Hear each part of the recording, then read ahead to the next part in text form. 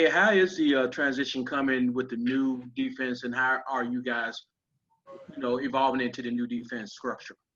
I mean, we got some good coaches, and we got a lot of guys on the defensive side, leaders that bought into the culture that we have here at the University of Memphis. So transition isn't as hard, and plus we done been through it.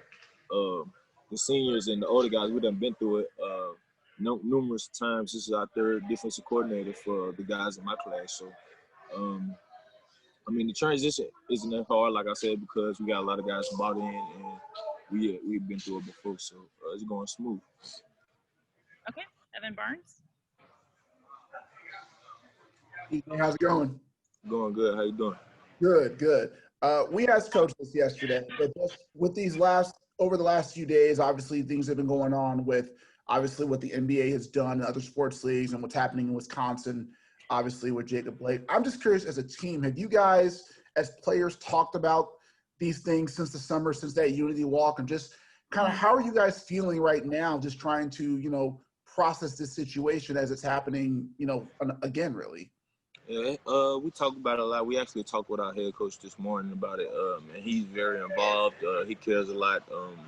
I mean, like I said, he took a big jump by putting a Black Lives Matter sticker on the back of the helmet. He got a lot of backlash from it. A lot of people don't agree with it. A lot of boosters don't like it, but you can tell that we have a head coach that care, head coach that emphasizes everything that going on outside, not just football, with the social injustice, COVID, all of that. So it's an honor and a privilege to have a head coach that actually cares about his players.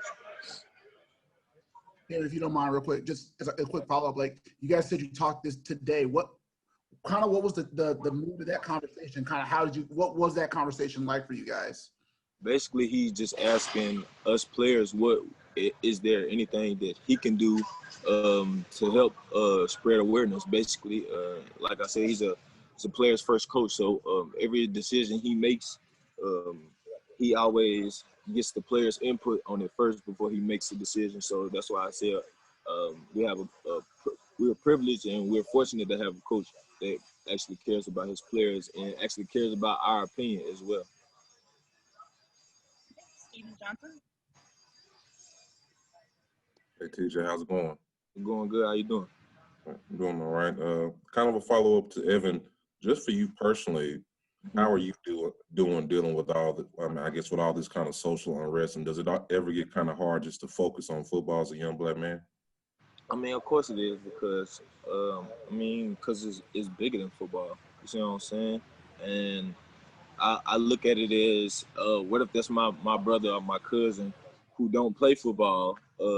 I feel like athletes like myself, we kind of get a pass on a lot of stuff. So if I was to get pulled over by an officer or anything, and I got a Memphis football shirt on, and the officer happens to be a Memphis fan or a football fan, you see what I'm saying? That whole situation can go different. Like if I wasn't a football player. So that's the kind of stuff I kind of think about, because everybody's not going to be a football player. Everybody's not going to have the privileges that I have. So I just kind of look at it from that perspective and just try to spread as much awareness as I can. Try to do my part. Okay, Devin Walker. TJ, how you doing, man? I'm good. How about you? Doing well, man. So you have a daughter on the way. How much does this mean to you, with all that kind of swarming under you? How much does that mean to you to have that on the way for you? You said that one more time. You breaking up a little bit. How much does it mean for you to have a daughter on the way, knowing that you're playing this season for her and going down the line and everything like that? Well, I'm very blessed to have my daughter on the way. Like I said, just blessings on top. It makes me go even harder. Now I got something that I'm actually working for. You know what I'm saying? Making a better life for her and my family. So it pushes you to another level. I'm on another level right now. You know what I'm saying? Fully locked in. Like can't too much distract me for real. But just being the best me I can be, and just going hard every day for her, basically. Terry Davis. Hey, TJ, last year you guys had a strong bond, like a brotherhood bond last year. What do you do to make sure that the new guys coming in continue that tight bond? Because when you guys play as one, you play better as one. All right.